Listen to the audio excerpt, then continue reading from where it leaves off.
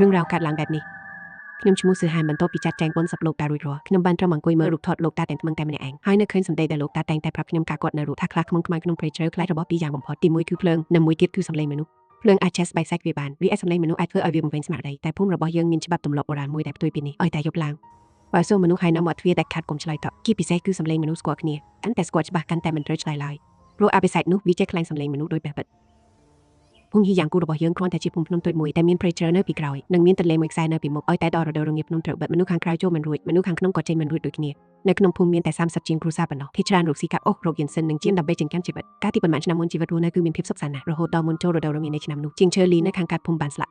ថ្ងៃនោះគាត់បានចូលព្រៃទៅកាប់ដើមយូមួយចាស់មួយដើមដើម្បីយកមកធ្វើជាកម្រិតទ្វារវិហារដូនតារបស់ភូមិរហូតដល់មេឃអ្នកស្លុកក៏នៅតែមិនទាន់ឃើញត្រឡប់មកវិញប្រពន្ធរបស់គាត់បារម្ភខ្លាំងណាស់ក៏ហៅអ្នកភូមិ2-3នាក់កាន់ចន្លោះដើររកគាត់ហើយក៏បានរកឃើញគាត់នៅក្រោមគល់ឈើយូមួយនោះនិយាយឲ្យចំទៅគឺឃើញតែគេអណ្ដាលខ្លួនប៉ុណ្ណោះ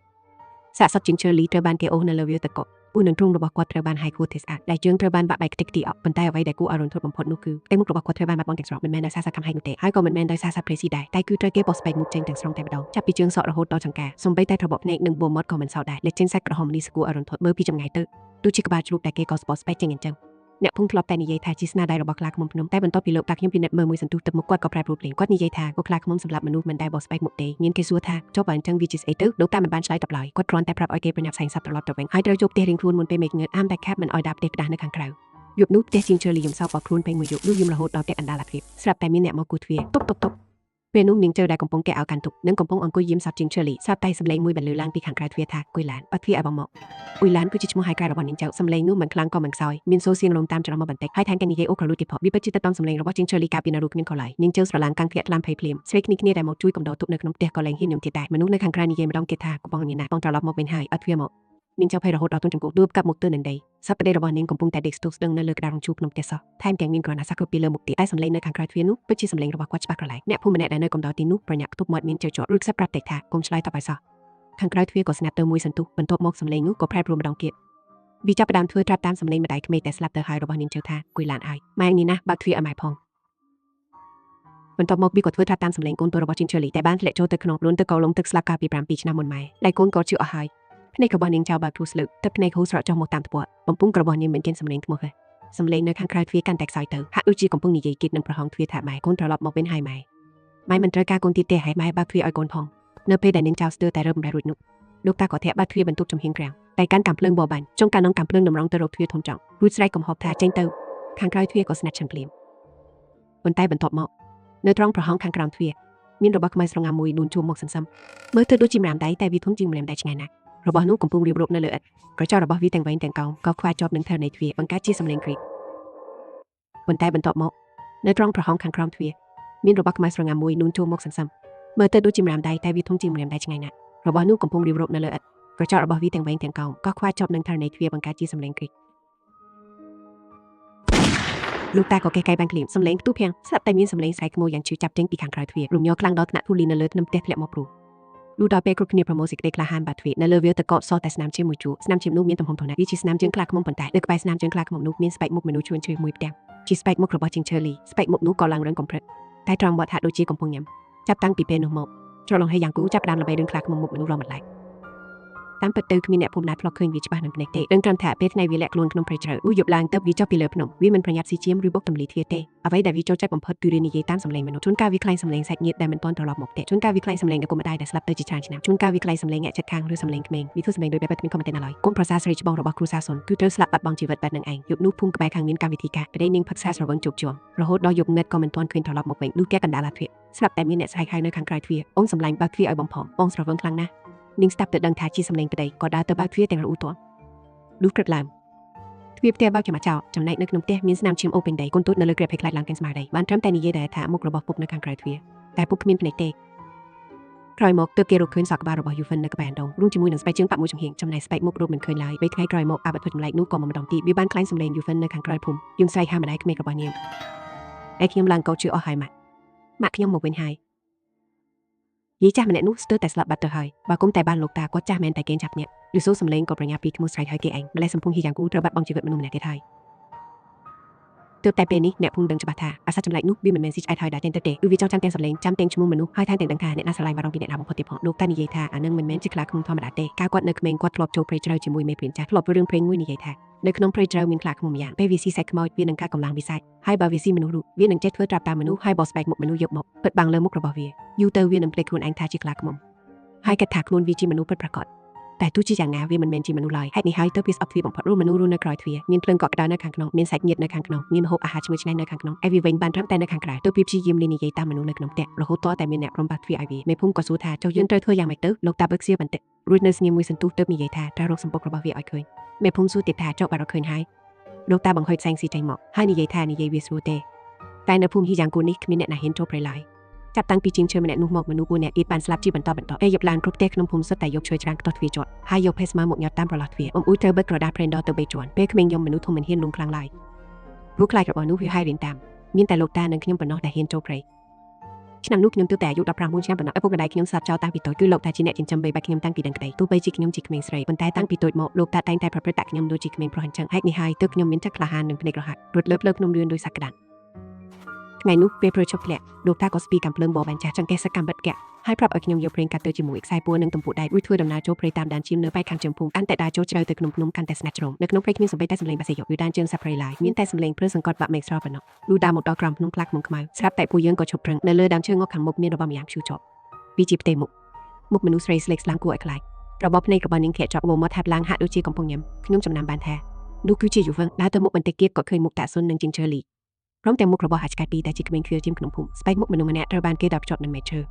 យកទៅតាមខ្យល់តិចឃើញបែបនេះធ្វើឲ្យខ្ញុំវល់វល់ចង់គូចង់ឲ្យចេញមកភ្លាមប៉ុន្តែលោកតាបែជាអន់ពិនិត្យមើលដានជើងនៅលើព្រឺនោះជាដានជើងខ្លាឃ្មុំដ៏ជ្រៅមួយជួរដានជើងនោះធំណាស់ស្ទើរតែធំប៉ុនត្បាល់ថ្មកិនសៃទៅហើយនៅក្បែរដានជើងនីមួយសុទ្ធតែមានស្នាមអូសដូចជាមានរបស់ធ្ងន់អ្វីយ៉ាងអូសសកិតនឹងដីលោកតាសប្រាប់ថាវាហាក់ដូចជារបួសហើយយប់នោះខ្ញុំបាញ់ត្រូវវាហើយខ្ញុំសង្កត់ថាអ៊ីឲ្យស្ងៀមរួចសួរលោកតាថាសម្រាប់វាបានទេលោកតាសម្លឹងទៅព្រេងងឹតស្លុបនៅខាងមុខគួយនិយាយថាសម្រាប់បានតែហាមឲ្យវាហើបមាត់និយាយមុនឲ្យសក់ខ្ញុំក៏សួរថាហេតុអ្វីទៅលោកតាថាឲ្យតែវាហើបមាត់ភ្លាមចិត្តឯងនឹងវឹកវរមិនខានគួយយន្តនៅក្នុងឡានថ្មចង្អៀតខាងក្រោយក្នុងខ្លាឃ្មុំខ្មែរក៏បានរកឃើញមាត់រូងភ្នំនៅខាងក្រៅរូងភ្នំពោពេញដោយឆ្អឹងពេឆ្អឹងមនុស្សនិងកំទេចសម្លៀកបំពាក់ជាច្រើននៅលើមេឃឈើពីលើមាត់រូងមានព្យួរស្បែកមុខមនុស្សណែនណានតាន់តាប់ដូចជាកងគៀមព្យួរជាជួរចាំងនៅក្នុងរូងភ្នំមានធំក្លិនស្អុយរលួយខ្ញុំផ្ទុកច្រមុះរួចជះប្រេងកាត់ទៅលើមាត់រូងលោកតាក្រសោបតាមភ្លើងជាប់សម្លឹងទៅក្នុងរូងដងងឹតសូនអសងខណៈពេលដែលខ្ញុំកំពុងដកដៃកែទៅភ្លើងស្រាប់តែមានសម្លេងមួយបន្លឺចេញពីក្នុងរូងហានហ៊ានតែខ្ញុំស្រាប់តែញ័រត្រឹកនោះជាសម្លេងម៉ែរបស់ខ្ញុំពេលម៉ែស្លាប់ខ្ញុំទើបតែអាយុ9ឆ្នាំប៉ុណ្ណោះ10ឆ្នាំមកនេះខ្ញុំស្ទើរតែចាំសូរសម្លេងនឹងមុខមាត់គាត់មិនបានទៅហើយប៉ុន្តែពេលឮសម្លេងនេះភ្លាមឈាមទូទាំងខ្លួនខ្ញុំស្រាប់តែក៏ត្រជាក់អស់សម្លេងនៅក្នុងរូងបន្តថាម៉ែនៅក្នុងនេះម៉ែមិនទាន់ស្លាប់ទេប៉ុន្មានឆ្នាំនេះម៉ែរងទុក្ខវេទនានៅក្នុងព្រៃនេះណាស់កូនចូលមកមើលម៉ែបន្តិចមកភ្នែកខ្ញុំឡើងក្រហមរលីងរលំទៅភ្នែកម៉ែរបស់ខ្ញុំបានស្លាប់ក្នុងឆ្នាំទុរភិក្សដើម្បីទុកអាហារមួយម៉ាត់ចុងក្រោយគាត់បានទុកបបកពាក់អណ្ដាចានចុងក្រោយឲ្យខ្ញុំហើយខ្លួនឯងសម្រាប់នៅយប់នោះមួយក៏មិនភ្ញាក់ឡើងវិញឡើយនោះជាបន្លាដែលចាក់ដល់ជ្រៅបំផុតក្នុងចិត្តរបស់ខ្ញុំសម្លេងនៅក្នុងរូងចាប់ផ្ដើមយំសឹកសួរតិចកូនធំដឹងក្តីដល់ថ្នាក់នេះហើយម៉ែសំបីតែមកកូនក៏មិនទាន់បានស្គៀបផងខ្ញុំក៏បោះចំហៀងមួយសំដៅទៅមាត់រូងភ្នំតែមិនដឹងខ្លួនលោកតាក៏លើកដៃទះកំភៀងខ្ញុំមួយទំហឹងទៀតរហូតដល់ស្ពឹកមុខខ្ញុំមួយចំហៀងភ្ញាក់ឡើងម៉ែឯងស្លាប់បាត់ហើយអានឹងវាស៊ីមនុស្សខ្ញុំភ្ញាក់ខ្លួនភ្លាមដងភ្លើងនៅក្នុងដៃក៏ធ្លាក់ចូលទៅក្នុងទឹកកកគ្រាន់តែពេលនោះភ្លាមស្រាប់តែសម្លេងក្នុងរូងភ្នំប្រែប្រួលលែងយំហើយបែរជាសែកវិញដំបូងជាសម្លេងសែករបស់មនុស្សស្រីបន្ទាប់មកក៏ក្លាយជាសម្លេងសែករបស់ក្មេងចុងក្រោយក៏ប្រែជាសម្លេងសែកក្ររបស់ជីងឈើលីណេអាទី3ហាដៃតាកាន់កាំភ្លើងក៏រឹតណែបន្តិចស្រាប់តែមានសម្លេងចាស់ជីវជួយមិនលឺចេញពីក្នុងរូងបងមិនក៏មិនចូលមកលេងក្នុងនេះបន្តិចទៅខ្ញុំមិនដែលឃើញលោកតាបញ្ចេញទឹកមុខបែបនឹងពីមុនមកទេសម្លេងនោះមិនមែនជារបស់អ្នកណាផ្សេងឡើយគឺជារបស់ប្អូនប្រុសបង្កើតរបស់លោកតាកាលនោះលោកតានិងបងប្អូនមានគ្នា4នាក់លោកតាជាកូនទី3ទើបអ្នកភូមិតែងតែហៅលោកតាខ្ញុំថាវៃអាទី3កាលពីក្មេងគាត់និងប្អូនប្រុសឈ្មោះវៃអាទី4បានចូលព្រៃបកបែកសត្វជាមួយគ្នាក៏ត្រូវចុះខុតនៅក្នុងភ្នំដោយសារតែព្រឹកធាក់ខ្លាដើម្បីជួយបំបែកដានខ្លាឃ្មុំសាហាវមួយក្បាលវៃអាទី4ក៏បានមកចូលទៅក្នុងចំណងភ្នំហើយមិនដែលត្រឡប់មកវិញឡើយអ្នកភូមិនិយាយថាវៃអាទី4ស្លាប់យ៉ាងអណោចអាថងសំបីតែសាក់សក្រមិនឃើញដែរចំណែកលោកតាខ្ញុំវិញស្ទើរតែមួយជីវិតទៅហើយដែលមិនដែលនិយាយពីរឿងនេះសម្លេងនៅក្នុងរូងភ្នំដកដង្ហើមធំហេខ្ញុំជឿណាស់កាលឆ្នាំនោះមេក៏បងមិនមកតាមរកខ្ញុំរងចាំបងនៅបាត់ចលងភ្នំអស់រយៈពេល3ថ្ងៃអងមេក៏បងមិនជួយខ្ញុំស្នាមជួយនៅលើផ្ទៃមុខរបស់លោកតាចាប់ដល់ញ៉ាំត្រខ្ញុំមើលទឹកមុខរបស់លោកតាហើយសួរទៅគាត់ទាំងភ័យថាលោកតាតែយើងត្រូវធ្វើម៉េចទៅលោកតានៅស្ងៀមមិននិយាយអ្វីសោះមួយសន្ទុះធំអត់បិទភ្នែកហើយបូមមាត់របស់គាត់ញ័រតិចសម្លេងនៅក្នុងរូងភ្នំកាន់តែខិតចូលមកចិត្តបងខ្ញុំត្រឡប់មកវិញហើយមើលមកខ្ញុំបន្តិចមើលស្រាប់តែមានផ្ទៃមុខមួយលូនចេញពីក្នុងភាពងឹតសន្សឹមវាជាផ្ទៃមុខរបស់មនុស្សប្រុសម្នាក់ស្បែកមុខនោះបិទជាប់នឹងក្បាលខ្លាឃ្មុំដ៏ធំមួយតាមកែមដេបជាប់ដោយក្រញាំខ្លាភ្នំបូមមាត់វិទ្វេធ្លាក់ស្ទើរផុតចង្កូមក្រោមត្របភ្នែកមិនមែនជាភ្នែកមនុស្សឡើយតែជាក្របភ្នែកសត្វដ៏ស្រស់អាប់ពីក្រផ្ទៃមុខនោះក៏រលួយអស់ទៅហើយប៉ុន្តែនៅតែអាចមើលដឹងថាជាវេឡាស៊ីកាលពីគេនៅក្មេងខ្ញុំខ្លាចរហូតដល់ព្រឺក្បាលខ្ញាក់ពេលខ្លាឃ្មុំមុខមនុស្សនោះវាចេញពីក្នុងរន្ធវាធំជាងអ្វីដែលពួកគេគិតទៅទៀតខ្លួនតែកណ្ដាលរបស់វាធំដូចកូនភ្នំ រងខ្មៅក៏ចោតកន្ទែកទឹកកក់លើស្មាមានស្នាមរបួសកំភ្លើងចាស់មួយអ្វីដែលគួរឲ្យខ្ពើមបំផុតនោះគឺនៅលើមុខវាមិនមែនពិតតែមុខមួយឡើយនៅក្រោមផ្ទៃមុខរបស់វេឡាស៊ីនៅមានស្បែកមុខអ្នកផ្សេងទ្រូតគ្នាជាច្រើនទៀតមានទាំងប្រុសទាំងស្រីទាំងចាស់ទាំងក្មេងទ្រូតគ្នាជាសតបដូចជាអោរំស័តតែដាច់ក្រហែករាល់ពេលវាហាប់មាត់បំពង់របស់វានឹងបន្លឺសំឡេងមនុស្សផ្សេងគ្នាម៉ែសៀវម៉ាន់បើកទ្វារឲ្យផងឲ្យខ្ញុំចូលទៅផងទីបំផុតលោកតាក៏បើកភ្នែកឡើងភ្នែករបស់គាត់ឡើងក្រហមប៉ុន្តែគាត់បែរជាញ៉ាំបន្តិចបើអាវុននៅរូបពិតមែនម៉ាត់ដំបងវាមុខជាខ្ញុំមិនខានមិនជឿខានទេនិយាយរួចគាត់ក៏កេះកែកាំភ្លើងខ្លាខ្មុំមុខមនុស្សស្រែកមួយទំហឹងយ៉ាងជឿជាក់ស្បែកនៅលើមុខរបស់វាត្រូវខ្ទេចអស់តែអដាបង្ហាញឲ្យឃើញសាច់ខ្លាខ្មុំក្រហមប្រមាណនៅខាងក្រោមវាស្ទុះសន្ធោចេញមកវាតែមួយកញ្ញាំបាក់ដាំឈើប៉ុនមកចានតែនៅក្បែរនោះលោកតាបានទាញខ្ញុំរមៀលចុះពីលើជម្រាលទឹកកករួចស្រែកថាខ្ញុំក៏សៀងងើបឡើងយឺតដៃកែងគូញោតត្រឹកលោកយកដៃភ្លើងទី2មកកាត់ឲ្យឆេះខ្លាខ្មុំមុខមនុស្សក៏ស្ទុះមកដល់ចំពោះមុខបាត់ទៅហើយស្រាប់តែវាហើបមាត់ហើយឈ្មោះខ្ញុំហានហ៊ានតាមសម្លេងម៉ាក់របស់ខ្ញុំកុំរត់មកអីធ្វើឲ្យខ្ញុំស្រឡាំងកាំងមួយរំពេចគ្រាន់តែខ្ញុំមកអង្គបន្តិចនោះក្រញ៉ាំដ៏ធំរបស់វាក៏វាស្មុគយ៉ាងខ្លាំងលោកតាក៏ស្ទុះមកចានខ្ញុំចេញហើយខ្លួនគាត់ក៏ត្រូវវាបបទៅបុកនឹងដានឈើពេញទំហឹងហូរឈាមតាក់មាត់ភ្លាមខ្ញុំភ័យស្លន់ស្លោស្រែកហៅលោកតាខ្លាខ្មុំមុខមនុស្សក៏អន់ក្បាលចុះស្បែកមុខមនុស្សដែលរហែកក្រយែនៅលើមុខពីញ៉ោតត្រឹករួចនិយាយតាមសម្លេងប្អូនប្រុសរបស់លោកតាថាបងប្រុសខ្ញុំនាំបងទៅផ្ទះវិញលោកតានិយាយទាំងមាត់ពោពេញដោយឈាមទាំងគេប្រតិថាសត្វត្រឆានដូចជាឯងសាក់សាមានគេដែរអីគាត់លូកយកដល់ប៉សឡែនទុយមួយចេញពីក្នុងអាវបោកទៅលើមុខរបស់ខ្លាខ្មុំមុខមនុស្សនោះវាគឺជាប្រេងដកទើបតែពេលនោះទេដែលខ្ញុំភ្ញាក់ខ្លួនព្រឹកខ្ញុំក៏ខំចង់អណ្ដាតរួចគប់ដៃភ្លើងទៅលើមុខរបស់វាក្រាំងអណ្ដាតភ្លើងបានឆាត់ឆេះយ៉ាងសន្ធោសន្ធៅផ្ទៃមុខរបស់ខ្លាខ្មុំមុខមនុស្សនោះត្រូវភ្លើងឆេះខ្ទេចស្បែកមុខមនុស្សដែលបិទជាប់នៅលើមុខរបស់វាបានប្រែជាខ្លោចខ្មៅរលួយរបេះធាក់ម្ដងមួយភ្លេងឆ្អាកក្លោចចេះមកស្ទើរតែធ្វើឲ្យសន្លប់បាត់ស្មារតីវាក្រវីក្បាលយ៉ាងខ្លាំងក្លាវាស្រែកបញ្ចេញសម្លេងខ្លាំង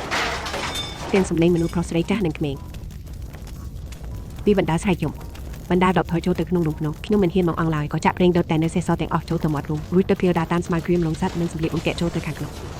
រូងភ្នំទាំងមូលផែជាដូចជើងក្រានភ្លើងដ៏ធំមួយខ្លាខ្មុំមុខមនុស្សនោះបានបោកខ្លួននឹងជញ្ជាំងក្នុងកំណត់ភ្លើងមួយដងពីរដងលូតដល់ដងទី3ក្រោយស្នូបទូយ៉ាងខ្លាំងមាត់រូងភ្នំក៏បាក់អស់កែកណ្ដាលភ្លើងបានឆេះយ៉ាងយូរចេះរហូតតតែមេឃនិតពេលខ្ញុំស្ពីលោកតាដែលរងរបួសធ្ងន់ត្រឡប់មកភូមិវិញអ្នកភូមិទាំងអស់ចូលរងចាំនៅមុខវិហារដូនតែគ្មាននរណាម្នាក់ហ៊ានសួរនាំទេរហូតតតែឃើញខ្ញុំកាន់ស្បែកមុខមនុស្សដែលឆេះខ្លោចមួយដងនៅក្នុងដៃទើបពួកគេដឹងថាអាសត្វចម្លែកនោះមកហើយលោកតាមិនអាចលួចឆ្លងផុតយប់នោះឡើយមុនពេលស្លាប់គាត់បានឲ្យគេយកឈើតាវមកតំភ្ជាប់នឹងកម្រិតទ្វារផ្ទះគ្រប់គ្នាឡើងវិញហើយផ្ដាំខ្ញុំថាទៅថ្ងៃមុខមិនថៃសំឡេងអ្វីមកស្រែកហៅទ្វារទេត្រូវសួរ3សំណួរជាមុនសិនខ្ញុំសម្រាប់ដឹកភ្នែកសួរថាសំណួរ3ម៉ាក់ណាខ្លះទៅតាលោកតាដកដង្ហើមញាប់ញ័រប្រាប់ថាមិនថាជាសំឡេងអ្វីហៅទ្វារទេត្រូវតែសួរ3សំណួរនេះជាមុនសួរវាថាចង្ក្រានបាយក្នុងផ្ទះបែរទៅខាងណាសួរវាថាកម្រិតទ្វារផ្ទះខ្លួនឯងបាត់អស់ប៉ុន្មានបន្ទះហើយសួរវាទៀតថាកាលពីតូចតើឯងធ្លាប់ធ្វើរឿងខ្មាស់អៀនអ្វីខ្លះខ្ញុំមកក្បាលទាំងទឹកភ្នែកលោកតានិយាយបន្តថាមនុស្សទៅចាំរឿងទាំងនេះបានចំណែកសត្វត្រឆានវាខ្លាញ់បានតែសម្លេងប៉ុណ្ណោះនិយាយចប់ឃ្លានេះគាត់ក៏ដាច់ខ្យល់ស្លាប់ទៅពេលឃើញនោះតាឡែងដកដង្ហើមនៅចំពោះមុខបេះដូងខ្ញុំជាចាប់លុយធ្វើកម្មបត្តិចាក់ទម្លក់ដោយមានជំនួយពីអ្នកភូមិពួកយើងក៏បានរៀបចំបុណ្យសពជូនលោកតាបន្ទាប់ពីអាសត្វមុខមនុស្សនោះស្លាប់ទៅក្នុងរយៈពេល5ឆ្នាំដ៏សុខសាន្តនៅចរងភ្នំហ៊ីយ៉ាងកើក្នុងភូមិលែងមានមនុស្សបាត់ខ្លួនទៀតហើយក៏លែងមានសម្លេងហៅទ្វារកណ្ដាលអាគារដដែលអ្នកគ្រប់គ្នាដឹងថាលោកតាបានបូជាជីវិតដើម្បីប្រយោជន៍យកសេចក្តីសុខនេះប៉ុន្តែនៅរដូវរងាឆ្នាំទី6ពេលនោះខ្ញុំក៏បានខ្លាយជាព្រានព្រៃក្នុងភូមិដែរយប់មួយពេលដែលល្បាតក្នុងភូមិដល់មុខផ្ទះតាសុនស្រាប់តែសម្លេងខ្ញុំចេញពីក្នុងផ្ទះខ្ញុំក៏គូទ្វារសួរថាមានរឿងអីហ្នឹងចៅស្រីរបស់តាសុននិយាយកាត់ទ្វារមកថាមិននឹងយាយរបស់នាងងឺសម្លេងមនុស្សហើយពីខាងក្រៅគឺសម្លេងរបស់តាសុនដែលបានស្លាប់ទៅ2ឆ្នាំហើយចិត្តខ្ញុំស្រាប់តែភ័យបុកពុះហើយសួរទៅវិញថាតើយាយឯងបានបើកទ្វារទេក្នុងផ្ទះក៏ស្ងាត់ទៅមួយសន្ទុះក្មេងស្រីតូចឆ្លើយទាំងសម្លេងញ៉ាំថាអត់ទេយាយបានសួរសំណួរ3ម៉ាក់ខ្ញុំក៏ធូរទ្រង់បន្តិចព្រោះស្មានតែវាឆ្លើយមិនរួចតែស្រាប់តែក្មេងស្រីនោះយំកាន់តែខ្លាំងឡើងមិនមែនទេគឺគាត់ឆ្លើយត្រូវទាំងអស់គប់ភ្លើងនៅក្នុងដៃខ្ញុំស្រាប់តែរង្គើភ្ញាក់ក្មេងស្រីនៅក្នុងផ្ទះនិយាយទាំងញ៉ោត្រូវថាគាត់ថាចង្ក្រានបាយទៅទីខាងកើតហើយខ្ញុំទ្វារក៏ពីចម្រៀងថែមទាំងនិយាយថាកាពីតានៅក្មេងក្លប់លូរបស់នៅលើតសែងក្នុងវិហាររឿងនៅខាងក្រៅកាន់តែធាក់ខ្លាំងឡើងខ្ញុំក៏ងាកក្រោយយឺតសម្លឹងទៅព្រៃភ្នំដ៏ខ្មៅងឹតនៅក្រៅភូមិនៅទីឆ្នៃមានអ្វីម្យ៉ាងកំពុងឈរនៅមាត់ព្រៃវាមានរូបរាងខ្ពស់ធំសម្បើមនៅលើមុខរបស់វាមានដិតស្បែកមុខថ្មីមួយសន្លឹកស្បែកមុខនោះមើលទៅនៅក្មេងស្រស់នៅឡើយច្រងមាត់របស់វាឡើងកោងដូចជាកំពុងញ៉ាំបន្ទាប់មកវាក៏ប្រើសម្លេងរបស់តា